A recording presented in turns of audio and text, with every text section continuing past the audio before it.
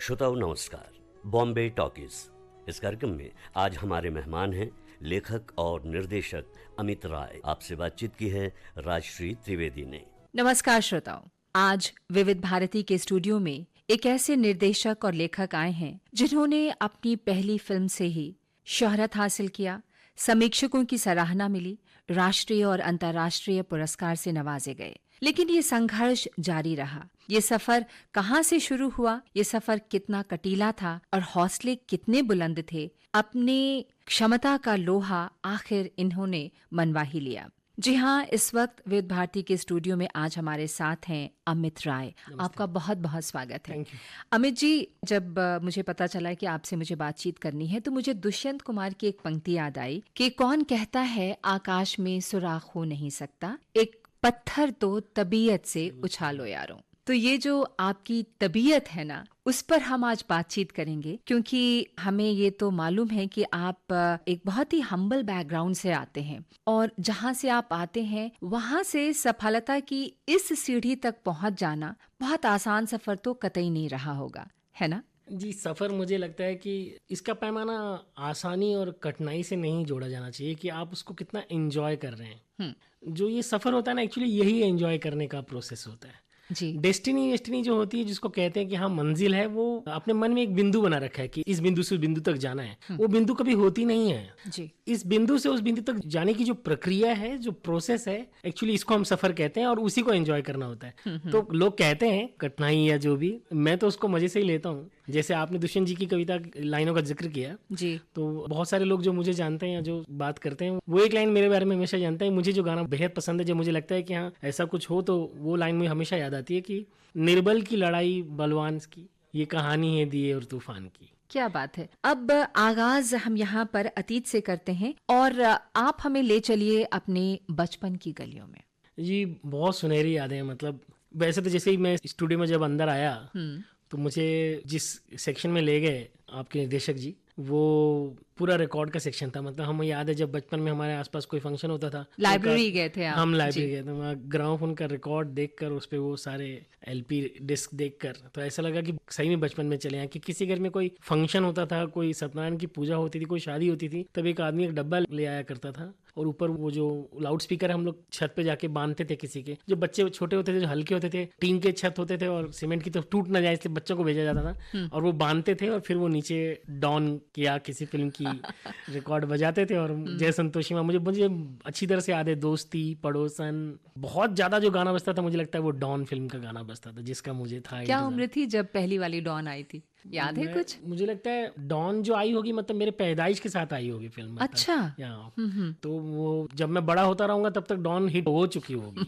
मतलब बच्चन साहब आ चुके थे पटल पर और वो छा गए थे। और पढ़ाई लिखाई, स्कूल, शिक्षक? मैं बिलोंग करता हूँ, मतलब मैं जिस शहर में पला बड़ा हूँ वो उल्लासनगर कल्याण के पास एक शहर है जी, और वहीं मेरी शिक्षा दीक्षा हुई है। मेरे पापा शहाड़ में एक इंडियन डाइजेस्टिव इंडस्ट्री मफतलाल जी की मिल थी, उसमें मिल वर्कर। और हम एक जय हिंद एकेडमी नाम की एक सिंजू एजुकेशन सोसाइटी की स्कूल, उस स्कूल में पढ़े हैं। पढ़ने में कैसे थे आप? पढ़ने में मैं अव्वल रहा हूँ, बहुत अच्छा रहा हूँ। अच्छा। हाँ, पढ़ने में बहुत अच्छा रहा हूँ और थ्रू आउट अच्छा रहा हूँ। मैं साइंस ग्रेजुएट रहा हूँ। तो साइंस आपका फेवरेट सब्जेक्ट था? साइंस और मैथ्स मेरे फेवरेट सब्जेक्ट हैं। अच्छा। और पिताजी की मार की वजह से हमेशा वो पढ़ाई को बहुत बड़ा अस्त्र मानते थे, क्योंकि वो खुद जब बिहार से भाग कर आए थे यहाँ गरीबी और मुफलिसी में, तो उन्हें पता था कि हमारे पास हाथ में कोई एक दमड़ी नहीं है और अगर यहाँ रचना बसना है तो या तो सिर्फ मेहनत लगेगी। और मेहनत उन्होंने आलाप के रूप में गाया और हमें वो गीत गाने के लिए छोड़ा कि आप लोग अब पढ़ाई के साथ वो गीत। क्या बात है, मेहनत एक आलाप के रूप में, बहुत सुंदर। तो जो बदन की मेहनत थी, जो गैस में जाके रोज 12 घंटे मेहनत करके आना है, जी। वो सारा खर्चा हम पे उन्होंने पैसे के रूप में डाला कि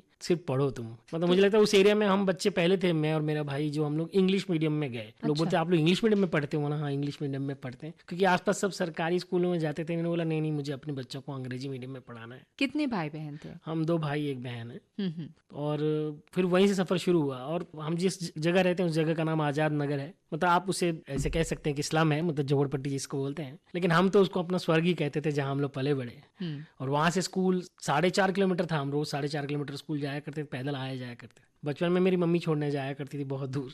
और बहुत सारे और बिजनेस किया उन्होंने। मतलब हमारे किराना दुकान हुआ करती थी, वो केरोसिन बेचने की दुकान हुआ करती थी, पान की टपरी हुआ करती थी, मतलब सारे कामों के साथ वो ये काम भी करते थे पिताजी। और जब चले जाते थे ड्यूटी पे तो मम्मी देखती थी। और फिर इस तरह इन तीनों का लालन पोषण किया उन्होंने। तो स्कूल के बाद कभी पिताजी ये चाहते थे कि आप उनका साथ दें उनके कामों में? हम लोग दुकान पे बैठते थे। हम दुकान पे इसलिए बैठते थे, एक सम्राट नाम का बिस्किट आता था जो 2 मलाई के साथ चिपकाई जाती थी, हम वो खाने के लिए बैठते थे। अच्छा। तो हम लोग नुकसान ज्यादा करते थे, मुझे लगता है। बिस्किट हम लोग बहुत ज्यादा खाते थे, मैं और मेरा भाई। जी। तो आप गाने उस वक्त से सुनते रहे? आपने बताया शादी ब्याह में गाने बजाए रेडियो मेरे जीवन का अभिन्न अंग रहा है हमेशा। आज भी मतलब आज भी मैं अपने गाड़ी में जो जो म्यूजिक सुनता हूँ वो विविध भारती के दोनों स्टेशन का ही सुनता हूँ मैं। और जितने आपके एंकर्स हैं मैं सभी को पर्सनली ऐसे स्वर से जानता हूँ, मतलब उनके नाम से परिचित हूँ मैं उनको देखा नहीं, लेकिन उनको सबको जानता हूँ। मतलब जो भी हूँ, मतलब सवेरे से लेकर शाम तक, रात के अंत तक जितने लोग जो बात करते हैं मैं सभी को पहचानता हूँ। तो क्या यही वजह रही थी कि नन्हे अमित के आंखों में ये सपने पलने लगे कि मैं जब बड़ा होऊंगा तो इस दुनिया से जुड़ूंगा या नहीं?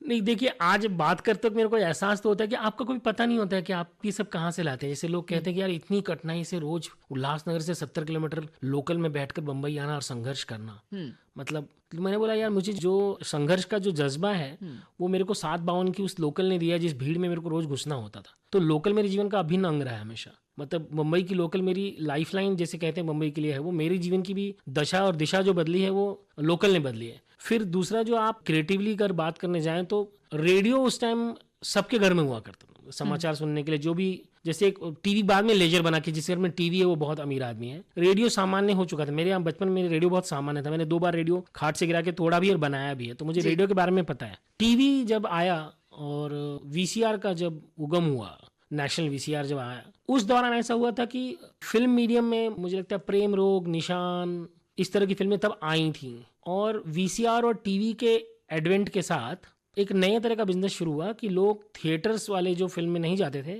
वो लोग वीडियो कैसेट लाके अपने एरिया में, मोहल्ले में, घरों में भाड़े पे फिल्में चला कर देखते।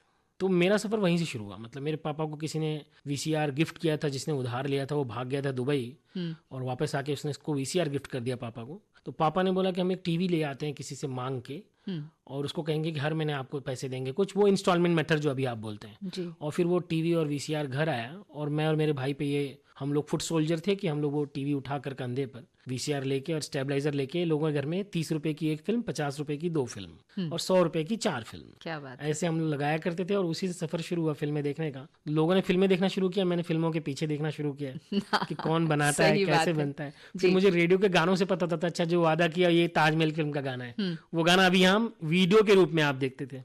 तो ऑडियो वीडियो ने एक साथ सफर शुरू किया था। ऑडियो पहले शुरू हुआ था, वीडियो आते आते मेरे साथ चलने लगा। तो मुझे लगता है उन्हीं लोगों ने मुझे धक्का दे के इस तरफ आकर्षित किया कि चलो हम इस तरफ जाएंगे।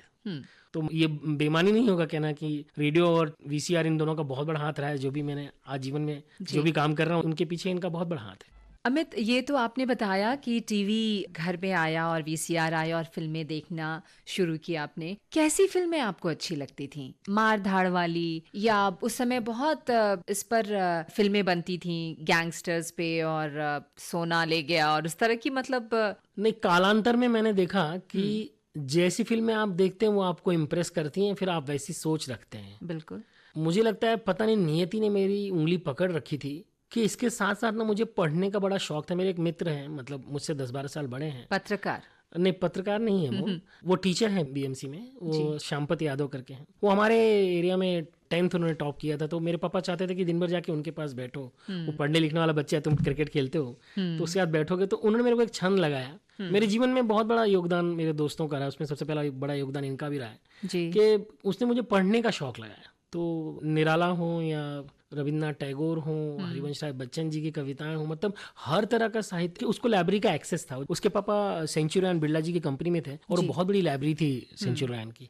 तो उस एक्सेस से मुझे एक्सेस मिल गया कि मैं वो किताबें पढ़ना शुरू कर दूं। तो जो फिल्में देखते थे ना, फिल्में मुझे से आप कहेंगी तो मुझे हाफ टिकट भी पसंद थी, तो दूरगगन की छाँव में पसंद, दोनों किशोर कुमार की फिल्में। तो आपको फिर पता लगता है कि आपको फिल्में क्यों पसंद आती हैं। आपको डॉन बहुत अच्छी लग रही है, आपको खून पसीना क्रांति बहुत अच्छी लग रही है, फिर एक दिन आपने न्यू दिल्ली टाइम्स देखी तो वो भी आपको अच्छी लग रही है। होता ये है कि आपको क्या इंस्पायर करता है ये आपको पता नहीं होता है। और फिर उस दौरान अंग्रेजी फिल्में भी आ रही थी, जैसे शिंडलर्स लिस्ट हो या फिर लाइफ इज ब्यूटीफुल हो मतलब इस तरह की फिल्में जो हमारी सभ्यता और हमारे कल्चर से बिल्कुल लेकिन हमको इमोशनली हम उससे जुड़ रहे हैं। तो मुझे लगता है कि किसी ने तय कर रखा था कि आपको किस तरह की फिल्म बनानी है आगे चल के। तो शायद मैं भी उसी तरह का सिनेमा, जिस तरह का मैं, तो सारा सिनेमा मैं वही देख के पला बड़ा हूँ, तो नेक्स्ट फिल्म मुझे वही बनानी चाहिए थी कि एक बॉबी जैसी कोई फिल्म हो जिसमें लव स्टोरी हो या कोई रिवेंज स्टोरी हो यादों की बारात जैसी। लेकिन इन सब कहानियों ने इम्प्रेस करने के बावजूद भी मुझे इंस्पायर नहीं किया कि मैं जाके वैसी कोई फिल्म करूँ। जी। मतलब डेटाबेस तो मेरे पास आया है, लेकिन फिर मैंने अपनी एक राह ढूंढी और जो पहली फिल्म में लेकर आया वो पहली फिल्म वैसी लेके आया जो इन सारी फिल्मों से अलग थी, लेकिन इन टू सारी फिल्मों का योगदान है। Road to Sangam, road to Sangam. ये आपकी पहली फिल्म थी और जिसने बहुत सारे आपको इसके लिए पुरस्कार मिले, जी। बहुत सारे आपको, जिसे कहते हैं, इस फिल्म को बहुत सराहा गया। तो चलिए आते हैं इस फिल्म पर। आपने इसका जिक्र किया है, तो फिल्में आप देखते थे, हर तरह की फिल्में देखते थे, लेकिन आपने कहा कि वो सब आपको फिल्में इम्प्रेस की लेकिन इंस्पायर नहीं की। बहुत खूबसूरत सी लाइन है ये आपकी, यू लाइक्ड इट, लेकिन ऐसी ही फिल्में बनाना आपने नहीं सोचा। हाँ नहीं, लेकिन इन फिल्मों का योगदान बेशक रहा है। जैसे मैं जिस फिल्म मेकर को द्रोणाचार्य की तरह मानते हुए उनका सारा काम देखा, लेकिन फिर उनके जितने असिस्टेंट थे उनका भी सारा काम देखा। मैंने बिमल रॉय जी को जब मैंने जी। मुझे लगता है कि वो दूसरे कालखंड में थे, अपनी फिल्म बना के चले गए थे।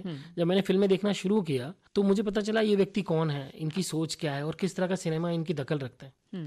और फिर साथ में फिर जो उनके असिस्टेंट्स रहे हैं, मतलब ऋषिकेश मुखर्जी से लेकर गुलजार साहब और जितने असिस्टेंट रहे, जिन जिन लोगों ने जो जो फिल्में बनाई मैंने सारी देखनी शुरू की जी। और उन सारे निर्देशकों की फिल्में भी मुझे बहुत इंप्रेस करती जी। तो कहा जाए तो ये सारा योगदान उसी प्रखर प्रकाश से फूट के निकले हैं जो मुझे आकर्षित कर रहे थे अपनी ओर। तो लेकिन क्या होता यही है कि आप सीखते तो हैं गुरु से, लेकिन गुरु आपको नकल करना नहीं सिखाता, गुरु आपको सीखना सिखाता है कि आपने क्या सीखना है और फिर अमल आपने करना होता है। जैसे आपने कहा कि पिताजी ने ये तय कर लिया था कि बच्चों को पढ़ाना है अंग्रेजी मीडियम में, जबकि आपके आसपास सभी बच्चे हिंदी मीडियम स्कूल में जाते थे। फिर टेलीविजन आया और आप दोनों भाइयों का उसके प्रति आकर्षण और फिल्में देखना। तो कभी पिताजी ने ये बात कही कि देखो तुम लोगों को पढ़ाई लिखाई करनी है, ज्यादा उस पर ध्यान दो, ज्यादा फिल्में न देखो? नहीं, पहले उन्होंने बहुत मारा है। मतलब उनको लग रहा था अच्छा। कि क्योंकि उनको घर भी चलाना था तो पैसे भी चाहिए थे। वो मजबूरी थी कि हाँ ये बिजनेस कर रहे थे। अगर वो वीसीआर ना मिला होता तो शायद ये मैं इस तरफ आता भी ना कभी।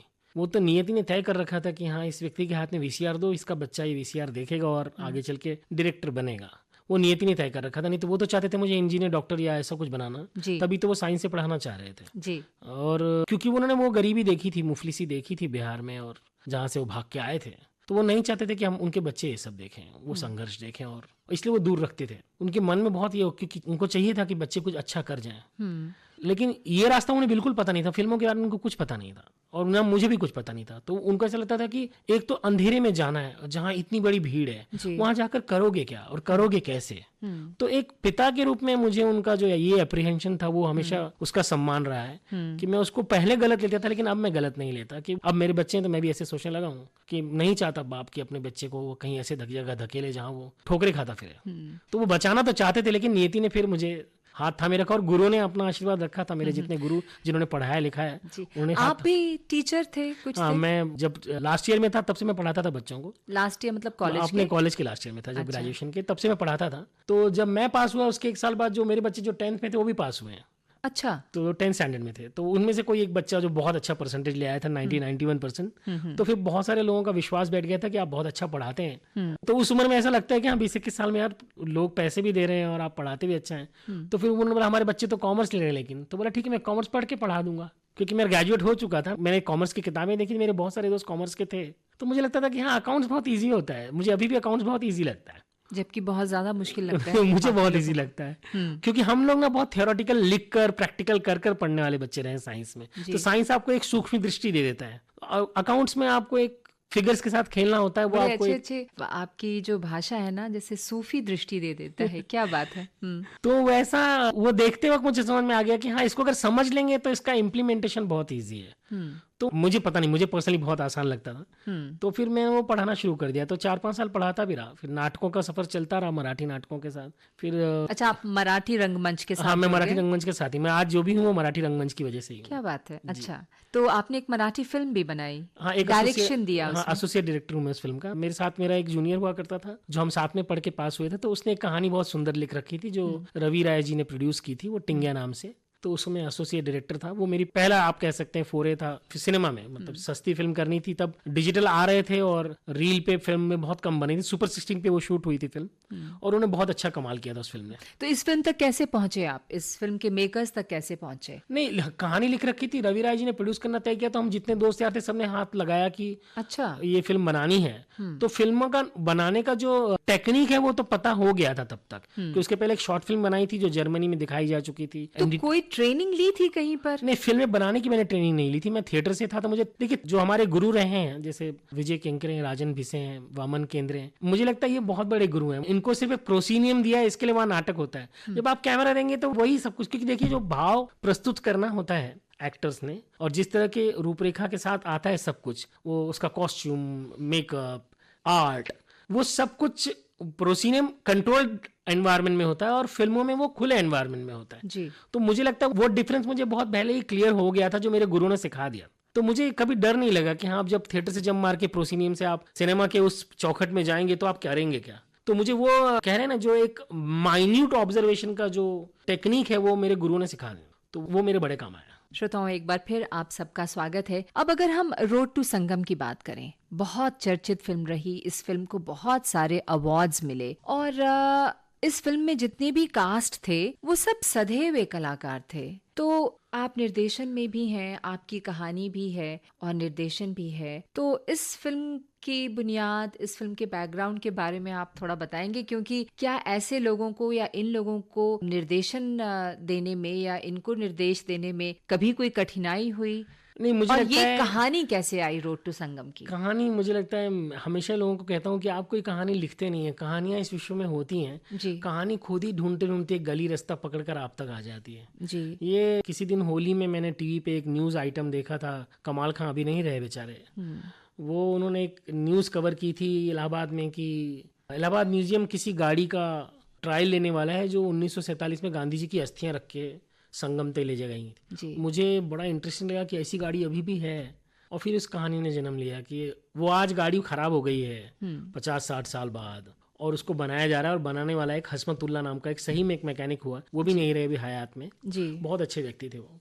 तो हसमतुल्ला साहब ने वो गाड़ी का निर्माण किया था, उसको रिनोवेट करके इंजन फिर से चालू किया था, तो उस व्यक्ति ने उस गाड़ी को फिर से जिंदा किया था। तो मैंने वो दोनों कथाओं को लेकर एक कथा लिखी, और ये कथा लिखने के बाद ये मेरी पहली कहानी जो फुल लेंथ मैंने फिल्म लिखी थी। मुझे लग रहा था कि मैंने कोशिश की, और जिनका आशीर्वाद मेरे पर था और जिसके दम पर मैंने पेन उठाया था कि लिखना शुरू करूंगा, मुझे नहीं पता था कि ये कहानी मेरे को इतनी ताकत दे देगा कि मुझे अमरता का वरदान दे देगा। इस फिल्म ने मुझे 10-12 साल तक बगैर काम के भी जिंदा रखा, कि जो भी जानता था वो इसी नाम से। अभी भी लोग मुझे जानते हैं तो ओ माय गॉड 2 बाद में बोलते हैं, पहले रोड टू संगम से पहचान लेते हैं कि हाँ, रोड टू संगम जिसने की थी वो उसकी फिल्म है ये। और ये टाइटल आपने ही तय किया था? रोड टू संगम मैंने टेली, वो उस जगह का नाम एक्चुअली हैविट रोड टू संगम है, फिल्म का नाम था हैविट रोड टू संगम। तो वो फिल्म में क्लाइमेक्स में हैविट रोड से वो गाड़ी चलती है और संगम तक जाती है, तो उसका रूट था हैविट रोड टू संगम, तो हैविट कट किया गया और रोड टू संगम हुआ वो, तो एक नया अर्थ निकला उसका। तो कहानी तैयार होकर आ गई, और एक मित्र थे मनोज जी करके, उनकी एक मित्र थी पूनम करके, उनके पास एक कहानी गई। उन्होंने परेश भाई को पहचानती थी वो, तो उन्होंने बोला कि परेश भाई से एक बार बात कीजिए, वो बहुत मंझे हुए कलाकार हैं और आपने जिस कथा की कहानी लिखी है तो वो आप उनको सुनाइए।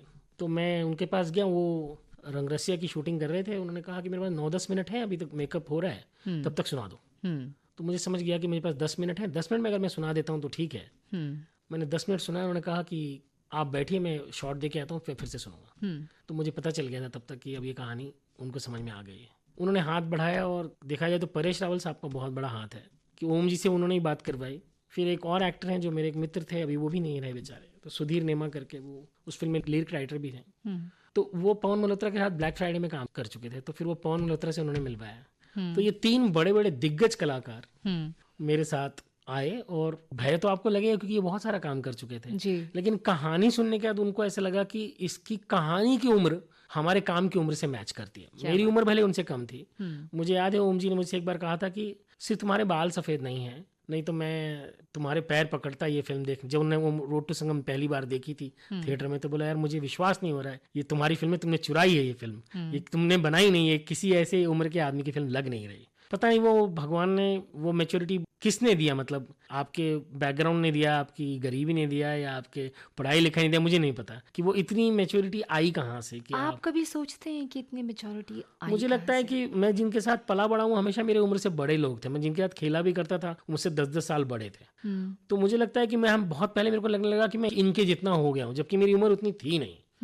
वो बाद में मुझे महसूस हुआ कि अगर मैं अपनी उम्र के बच्चों के साथ खेलता ना तो शायद जल्दी नहीं पनपता। मैं इनके साथ खेलता रहा तो जल्दी पनप गया। कि मैं उम्र जब मैं क्रिकेट खेलने जाया करता था, मेरा भाई भी, हम दोनों जिसके यहाँ क्रिकेट खेलने जाते थे वो हम दोनों भाइयों से 10-10-12 साल बड़े होते थे। लेकिन मेरा भाई लेफ्ट हैंडेड था, बहुत अच्छी बैटिंग करता था, तो उसको ले जाया करते थे। तो हम दोनों ओपनिंग जाते थे, लोग बोलते थे 2 बच्चों को क्यों लेके आए साथ में, बाकी 8-10 प्लेयर जो है बड़े बड़े हैं, बाकी 2 बच्चे खेलने आए। तो हमेशा ही ऐसा लगता था मुझे। अब मुझे समझ में आता है कि हमें लगने लग गया था बहुत पहले ही कि हम बड़े हो गए, हम बड़े लोगों के साथ खेलते हैं। आज आपको लगता है कि ये ब्लिस था?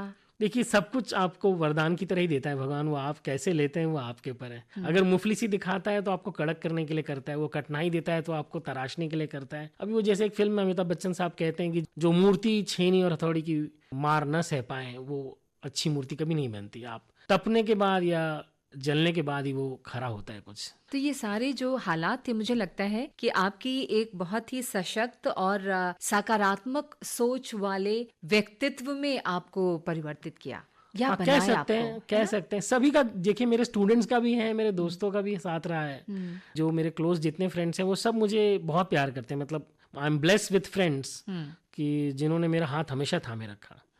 तो ऐसे जो दोस्त जिनके पास हों आपके पास, आप कभी गिरेंगे नहीं। तो परिवार भी साथ में खड़ा रहा है तो फिर ये आपके लिए बहुत बड़ी ताकत हो जाती है। जी अमित जी, परेश रावल, पवन मल्होत्रा और ओम पुरी, मतलब जैसा आपने कहा कि बहुत, और हम सब जानते हैं कि बहुत ही मंझे हुए कलाकार थे, और कितना वक्त लगा आपको इस फिल्म को बनाने में। कहानी का जो सार है वो आपको अखबारों में मिल गया था, है ना, और आपने लिखना, मतलब इसकी तैयारी की। 2 छोटे छोटे टुकड़े थे कहानी के जो मैंने टीवी पे सुन रखे थे, उससे जोड़ के बनी थी। लेकिन देखा जाए तो लोग कहते हैं कि पहली फिल्म बहुत कठिन होती है।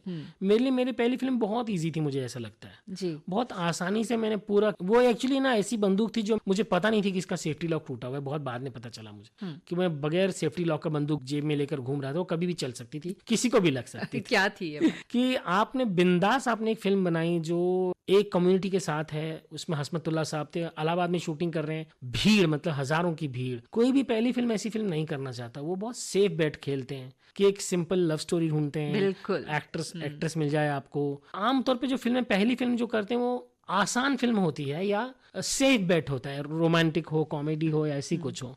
मेरी पहली फिल्म इतनी कठिन फिल्म थी जो मुझे बाद में पता चला कि उसका क्लाइमेक्स अगर आप देखें और जितने कलाकारों के साथ है और जिस तरह का सब्जेक्ट था, वो उसके कोई चांसेस नहीं थे कमर्शियल ये होने के। और मुझे कुछ पता ही नहीं था कमर्शियल सक्सेस का क्या है। मतलब जिन लोगों ने मुझे हाथ पकड़ के बोला फिल्म बनाते हैं, वो भी, जैसे अमित छेड़ा जिन्होंने प्रोड्यूस किया था, वो लोग भी, शिमारू कंपनी, सब ये सब भी लोग जो लोग थे वो सब मेरे पे विश्वास करके चल रहे थे कि यार अच्छी फिल्म बना रहे हैं, हम अच्छी फिल्म बनाएंगे। और फिल्म बन जाने के बाद आज मैं पलट के देखता हूँ तो मुझे लगता है, मुझे गर्व होता है कि हाँ मैंने ये फिल्म की और मैंने अपनी पहली फिल्म करके इस फिल्म को की। जी, तो अभी देखा जाए तो मुझे तो बहुत अच्छा लगता है, मैं इसको तो ऐसे ही मान के चलता हूँ। लेकिन उसके बाद का संघर्ष बहुत कठिन रहा।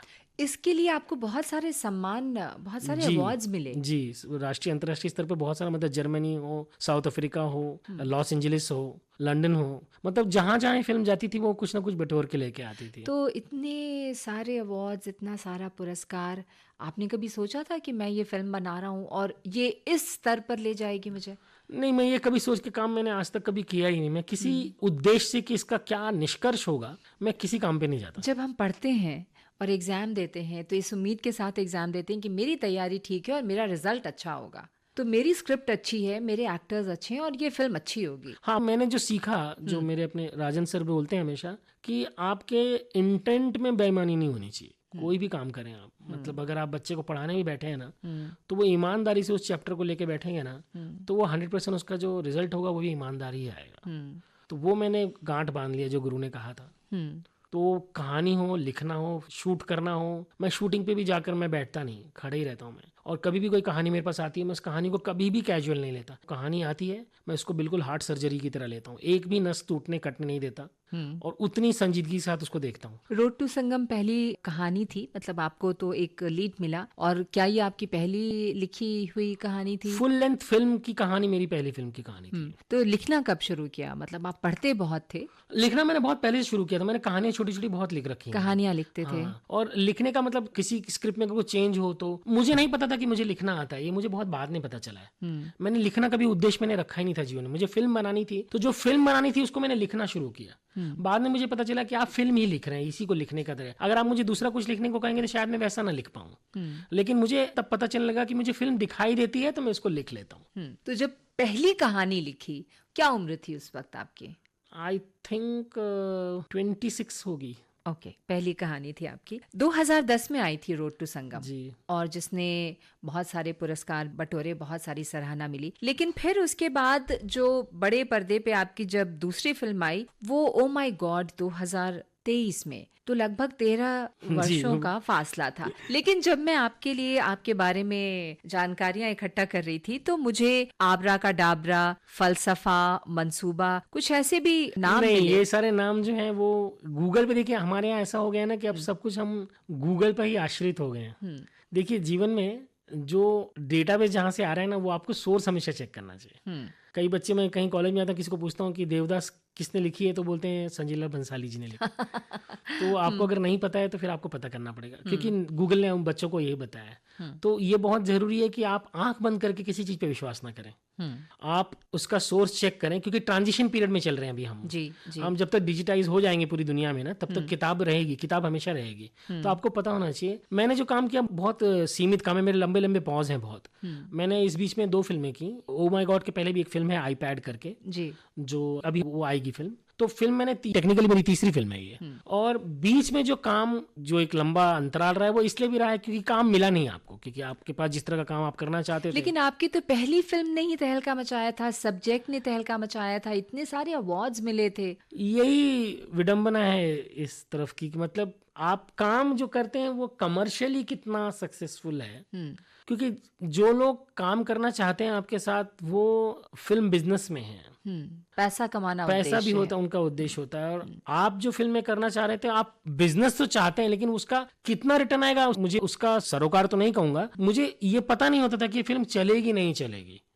जैसे ओ माय गॉड 2 भी आप अगर किसी को कहानी सुनाने जाएंगे तो वो डर जाएगा सुनकर। ये अक्षय कुमार जैसे पारंगत एक्टर और प्रोड्यूसर की आंख है कि उसको समझ में आ गया कि भाई ये जो लड़का कहना चाह रहा है, उनको समझ में आ गया। और ये डेयरिंग इवेंट कोई और भी कर सकता है, लेकिन उन्होंने किया, जी। जिसके लिए शुक्रगुजार हूं कि भाई अक्षय कुमार को समझ में तो आया कि भाई ये जो कहानी कह रहे हैं ये बहुत कमाल की कहानी है। और इतनी भीड़ में आपको एक ही व्यक्ति मिला जिनको ये कहानी समझ में आई। अमित, पहले भी आपकी फिल्म जो थी रोड टू संगम, वो एक संदेश देती है, सौहार्द, आपसी प्रेम। और ये दूसरी फिल्म भी जो थी, आईपैड की बात हम करेंगे, ओ माय गॉड 2, ये भी एक अनोखे सब्जेक्ट के साथ थी, जिसको बिल्कुल सही मायने में कि लोगों को ये भय था भाई ये फिल्म चलेगी नहीं, और लोग सिर्फ कमर्शियल पॉइंट ऑफ व्यू से सोचते थे या देखते थे इसको। लेकिन आपकी जो मानसिकता थी इसके पीछे की एक मैसेज और एक सोच, एक भय से बाहर निकलने की थी टीन एज्ड लड़कों के लिए। तो जैसा आपने कहा कि अक्षय कुमार ही सोच पाए कि ये बहुत अहम विषय है जो बच्चों तक पहुंचना चाहिए, उससे ज्यादा माँ बाप तक पहुंचना चाहिए, क्योंकि माँ बाप ज्यादा आतंकित और ज्यादा भयभीत हो जाते हैं जब ऐसी कोई बात आती है। तो आप बहुत दौड़े, बहुत लोगों के पास गए इस फिल्म की कहानी लेकर, और आखिर में अक्षय कुमार तैयार हुए। हाँ, हमारे एक प्रोड्यूसर मित्र हैं अश्विन वर्दे जी, उन्होंने पहली कहानी सुन रखी थी और वो उनके अच्छे मित्र हैं अक्षय कुमार, उनके यहाँ उन्होंने पहले भी काम किया हुआ। तो जैसे उन्होंने कहानी सुनाई तो उन्होंने बोला यार ये तो बहुत अच्छी कहानी है and would love to meet this man who has written the story. And उन्होंने उतने सम्मान के साथ बोला कि मुझे पैसे का टेंशन ही नहीं है। मैंने बोला अगर वो फिल्म बाद में अगर सर्टिफिकेट, क्योंकि मैं हम लोग इतनी बोल्ड सब्जेक्ट पे काम करने जा रहे हैं, तो बोला वो मुझे उसका भी टेंशन नहीं है। फिल्म में जब सेंसर का भी इशू हुआ उसके बाद भी उन्होंने कहा कि मुझे उसका भी टेंशन नहीं है, मेरे को ये फिल्म लोगों तक पहुंचानी है, जिस तरीके से पहुंच जाए। तो भगवान मेरे साथ था, भगवान उनके साथ भी था। फिल्म आई और उसने करामात की, वो ए सर्टिफिकेट के साथ भी 150-250 करोड़ का धंधा करते हुए गई जी। तो मुझे लगता है कि फिर वही बात आ जाती है कि इंटेंट आपने बहुत क्लियर रखा था कि मैं एक कहानी कहने जा रहा हूँ जिससे लोगों का भला होगा, मतलब उन परिवारों का जिसमें बच्चे बात नहीं करते, माँ बाप बात नहीं करते। और इस युग में जहाँ सब कुछ मोबाइल पे उपलब्ध हो गया है, आप 24 घंटे बच्चों पे नजर नहीं रख सकते। तो बेहतर तो यही है कि आपको पॉर्न स्टार या इस तरह का कंटेंट आपके बच्चों को सेक्सुअल एजुकेशन दे, इससे अच्छा तो है कि आप देना। घर में पहली बार तो माँ ही कपड़ा बदलना सिखाती है ना, स्कूल में टीचर तो नहीं सिखाती है। बिल्कुल। तो माँ बाप ही अगर बच्चों से बात करके बताएंगे बेटा क्या सही क्या गलत है, और फिर गुरु सिखाएगा स्कूल में, तो बच्चे को समझ में आ जाएगा, बनिस्पत इसके कि मोबाइल आपको यूट्यूब पे सिखाए कि क्या तो सही क्या क्या गलत। ऐसा हुआ, कोई घटना घटी, कुछ ऐसी बात हुई जो इस फिल्म के नींव की सोच तैयार हुई? वो मेरे बच्चे से ही रिलेटेड है। मेरे बेटे का नाम बिमल राय ही है बिमल रखा हुआ है नाम उसका। तो मेरे जीमेल का अकाउंट मेरे फ़ोन में उसको मैंने दिया था, वो बोला मैं आपको एक जादू दिखाता हूँ। उसने मेरे जीमेल का अकाउंट बगैर पासवर्ड के खोल के दिखा दिया। अच्छा। मैंने उसको पासवर्ड नहीं दिया था। मैंने पूछा कैसे निकाला, बोला वो मैं नहीं बताऊंगा। बहुत डांटा लेकिन नहीं बताया उसने। अच्छा। बोला ये ट्रिक है पापा, मैं नहीं बताऊंगा ये, फिर आप भी करने लगोगे ये। अच्छा। तो मैंने वो मजाक में टाल दी, लेकिन मैं भयभीत तो बहुत हो गया क्योंकि हम मेरी वाइफ पढ़ाती हैं तो वो भी बाहर, मैं भी बाहर। तो घर में तो यूट्यूब वो अबोव 18 डालेगा और खोलेगा कुछ भी देखेगा। मैंने वाइफ से पूछा कि भाई ये तो, बोला क्यों, हो सकता है देख भी ले नहीं भी देखे, वो तो अपने पर है। तो ये एक नींव पड़ी कि आपको डर लगा तो आपको लगा कि बाकी पेरेंट्स का भी डर आपने वो साझा कर लिया। बिल्कुल। तो इस कथा का जन्म हुआ कि भाई अगर समझो कोई बाप हो और जिसके बच्चे ने कुछ ऐसा किया हो जो बाप को पता ही ना हो और स्कूल ने उसको रेस्ट्रिकेट किया है, तो पेरेंट और स्कूल दोनों को रिस्पॉन्सिबल ठहराने के लिए फिर एक कहानी का जन्म हुआ जो ओ माय गॉड 2 के रूप में आई। और सब्जेक्ट ऐसा था कि इसके टेकर्स बहुत आपको परेशान कर रहे थे कि कहाँ कौन मुझे ऐसा व्यक्ति मिले, तो वो भी एक संघर्ष ही था जिसने नहीं, अभी मैं समझा। उनको देखिए, कहानी जब आती है और जो फिल्में बनाने के बिजनेस में है उनका एक जैसे सबका एक एजेंडा होता है और एक कंपनी को चलाने का एक तरीका होता है। बिल्कुल। वो उसके 14 सूत्री कार्यक्रम में फिट बैठना चाहिए कि बिल्कुल। इसमें एक्टर हो, एक्ट्रेस हो, गाना हो, म्यूजिक हो। अक्षय कुमार जी ने शायद ऐसा कोई 14 सूत्री कार्यक्रम नहीं रखा होगा, उनको कहानी समझ में आई, उन्होंने कहानी देख के फिल्म बनाई। पहली फिल्म भी जो थी रोड टू संगम में हीरोइन कोई नहीं ऐसा रोल नहीं था। ये भी जो फिल्म है ओ माय गॉड 2, इसमें जो वकील का रोल किया है उन्होंने, लेकिन नहीं वो हीरोइन ही है, हीरोइन ही हीरोइन ही है बिल्कुल, लेकिन हीरोइन ओरिएंटेड फिल्म नहीं है। तो ये खास कोई वजह है कि आपकी फिल्मों में रोमांस नहीं होगा, आपकी फिल्मों में नहीं, हीरोइन ऐसा बिल्कुल oriented- नहीं है। मैं अंदर तक प्रेम से भरा हुआ व्यक्ति, ऐसा लोग कहते हैं। मैंने अभी एक फिल्म लिखी है, उसका नाम है डियर जस्सी। ये टोरंटो में बेस्ट फिल्म है और इसे डायरेक्ट किया है अंतर्राष्ट्रीय स्तर पर अगर आप पता करें तो तरसेम सिंह करके एक डायरेक्टर हैं जो एड के वर्ल्ड के सबसे बड़े डायरेक्टर हैं वर्ल्ड वाइड। ऐसा कोई एड जो बड़ा एड जो उन्होंने नहीं किया है, और उनकी फिल्में वो शीर्ष के 5-6 बड़े डायरेक्टर अगर हॉलीवुड के हैं तो उसमें उनका शुमार है। उन्होंने ये डायरेक्ट की है। मैंने लिखी उससे पंजाबी में है, भाषा सीख के, और ये लव स्टोरी है और मार्मिक लव स्टोरी है। अभी ये 3-4 महीने पहले टोरंटो में जब इस साल की बेस्ट फिल्म होकर आई है। तो ऐसा बिल्कुल नहीं है कि तो हमें डियर जस्सी देखने का मौका कब मिलेगा? वो अभी रिलीज के इस पे है, अभी वो इस साल कोशिश जारी है। चलिए, ये तो तसल्ली हो गई कि प्रेम कहानी भी आप बना सकते हैं, बना रहे हैं। और आईपैड की अगर बात करें तो आपने उसका जिक्र किया था। आईपैड मैंने, मेरे बहुत ही करीबी मित्र, मतलब संघर्ष में मित्र रहे हैं वो। अभी वो नहीं है, सुधीर नेमा, वो भारत रंग मंडल के एक्टर हुआ करते थे, नेशनल स्कूल ऑफ ड्रामा के रेपेटरी कंपनी में एक्टर हुआ करते थे। फिर बम्बई आए, हमारी मुलाकात नेशनल स्कूल ऑफ ड्रामा के इंटरव्यू में हुई थी। हम दोनों सिलेक्शन के लिए गए थे और फिर बाद में आगे चलकर उन्होंने मेरे फिल्म में गाने भी लिखे और एक फिल्म में काम किया। वो मेन लीड काम उन्होंने ही किया। आईपैड 2 लोगों की कहानी है, नटराज और पेंसिल की, जो भोपाल में रहते हैं और जुगाड़ करके कुछ ना कुछ बनाते रहते हैं। तो इसमें नटराज जो है वो शादीशुदा है, उसकी बीवी से उसका किसी ने झगड़ा होता है और वो झगड़े में बीवी जो उसको कहती है वो उसको एक ऐसे सफ़र पे डाल देता है कि वो एक लो कॉस्ट सैनिटरी पैड बनाने की मशीन बनाने के चक्कर में पड़ जाता है। और फिर वो कैसे वो संघर्ष पूरा करते हैं, उस पे ये कहानी है। हाँ, जो पैड बनाने की कहानी, उस कहानी पर ये आधारित है। तो ये ऐसी एक सामान्य सी छोटी सी कहानी जो अगेन सारी औरतों के, फॉर ऑल वुमेनहुड, कि जितनी औरतें दुनिया में हैं वो किस तरह के कठिनाइयों से जाती हैं और ऐसे आदिवासी क्षेत्र में या ऐसी बीहड़ और अंदर इंटीरियर्स में जहां पैड का नॉलेज ही नहीं, किसी को कॉन्सेप्ट ही नहीं है। यानी कि सोशल इश्यूज ही जो हैं वो मुखर होते हैं आपकी फिल्मों में, मैं ये कह सकते क्योंकि मैं भी इसका हिस्सा हूँ, मैं समाज का यूनिट रहा हूँ और मुझे जो चीज अखरती है, जो मुझे तकलीफ देती है, जो मुझे लगता है कि थोड़ी बदलनी चाहिए, तो वो चेंज का हिस्सा बनना चाहता रहा हूँ हमेशा में। तो शायद यही वजह रही कि वो फिल्म बनाने के पीछे पड़ा हूँ। तो आईपैड भी हम इंतजार करेंगे। और इन दिनों आप बिजी हैं छत्रपति शिवाजी पर फिल्म बनाने के। जी। अब ये बिल्कुल अलग हिस्टोरिकल, ऐतिहासिक फिल्म होगी ये। नहीं देखिए, जैसे मैंने पहले कहा था कि एक भाषा है हम्म, मराठी भाषा जिसने मुझे जीवन दिया है। जी। मैं उम्र के 30 साल तक मराठी भाषा में, मतलब मैंने 10th में जैसी मराठी छोड़ी मैं कान पकड़ लिया, अब नहीं मराठी नहीं सीखनी, बहुत डिफिकल्ट है। अच्छा। 36 मार्क्स मिले मुझे 10th में मराठी में। मैथ्स में और साइंस में ऊपर मार्क्स मिले कि मराठी में इतने कम मार्क्स। तो लैंग्वेज मुझे बहुत डिफिकल्ट लगा था। मैं इंग्लिश हिंदी में बहुत अच्छा कर रहा था, लेकिन फिर नियति ने बोला नहीं, तुम तुझसे भाग रहे ना वही तुम्हें जीवन देगा। फिर मैं उन्हीं गुरु के पास, वामन जी ने मुझे सेलेक्ट किया। सतीश आलेकर जी हेड ऑफ डिपार्टमेंट थे ललित कला केंद्र के, और राजन बिसे, विजय केंकरे, सारे मराठी जितने, माधव वजय सर और चंद्रकांत कुलकर्णी, जितने मराठी लोग थे वही सब मेरे आसपास लोग आके बैठ गए। और उन्होंने फिर शिक्षा दीक्षा करना शुरू किया। और फिर वो उनकी कहानियाँ, नाटक, इतना कुछ पढ़ा मैंने कि मुझे लगा कि एक जन्म मेरा बहुत कम है, मैं मराठी ही नहीं पूरी कर पाऊंगा तो दूसरी भाषा क्या पढ़ूंगा। जी। तो मराठी भाषा ने ऐसे मेरे अंदर स्फूर्तता भरी, मुझे जीवन की तरफ देखने की एक जो दृष्टि मिली वो मराठी भाषा ने दी। क्या बात। और फिर मैंने तय किया कि अगर विवाह करेंगे ना तो फिर उसी दिन करेंगे जिस दिन मराठी भाषा दिन हो। तो विवाह भी उसी दिन किया जिस दिन मराठी भाषा दिन है, ताकि जीवन भर याद रहे कि ये संगिनी की तरह मेरे साथ चली है जीवन भर। तो मैं शुक्रगुजार हूँ इस भाषा का कि जिन्होंने मेरे को ऐसी एक तीखी, कह सकते हैं कि एकदम दृष्टिकोण दिया ऐसा देखने का, कि उसका पैमाना, मेरा मतलब जो ये है वो बहुत ही अलग कर दिया। मतलब नाटक से जब उभर के आया मैं, तो मुझे पता चला भाई एक बहुत ही कमाल का पर्सपेक्टिव वो मुझे जो मिला है वो इस भाषा की वजह से मिला। तो आपने कहा कि आप प्रेम से भरे हुए हैं, और अगर अब मैं जीवन संगिनी की बात करूं आपसे यहाँ पर व्यक्तिगत, तो वो कहाँ से हैं? वो यहीं से हैं? वो मेरी बहन की ननद है। घर में ही मेरे एक मित्र था जिसने मेरी बहन से विवाह किया है, तो उसकी जो बहन, उससे मेरा विवाह हुआ है। अच्छा। तो वैसे नहीं है कि हाँ कोई ऐसे अफेयर जैसे जिसे आप कहना सुनना चाह रही हैं, वैसा कुछ नहीं। तो एक पारिवारिक विवाह है। तो मतलब रोमांस की बातें जो हैं वो फिल्मों तक ही सीमित है। हाँ, मतलब कुछ ऐसी किताबें भी होती हैं जो आप खुद ही पढ़ते हैं, दूसरों को पढ़ने नहीं देते।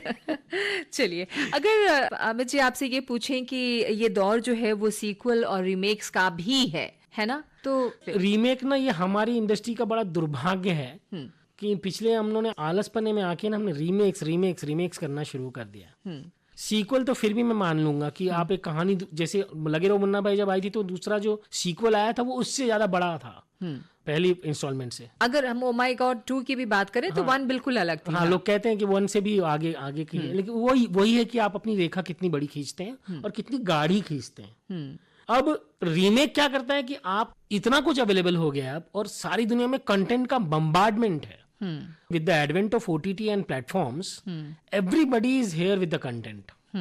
आप जब तक ओरिजिनल नहीं होंगे तब तक आप कुछ भी साबित नहीं कर पाएंगे। अभी कल परसों मैंने एक फिल्म देखी, कल की करके, 500 करोड़ रुपए वीकेंड होने जा रहा है, मतलब सारे रिकॉर्ड तोड़ दिए। ये एक ओरिजिनल आपके ग्रंथों की कहानी है।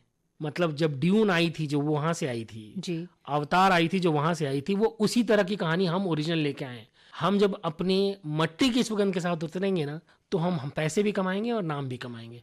ये नाग अश्विन जी ने ये फिल्म बना के साबित कर दिया है। तो मेरा विश्वास और दृढ़ हो गया है कि आप जब तक ओरिजिनल नहीं होंगे ना तब तक आप अपने आप को साबित नहीं कर पाएंगे।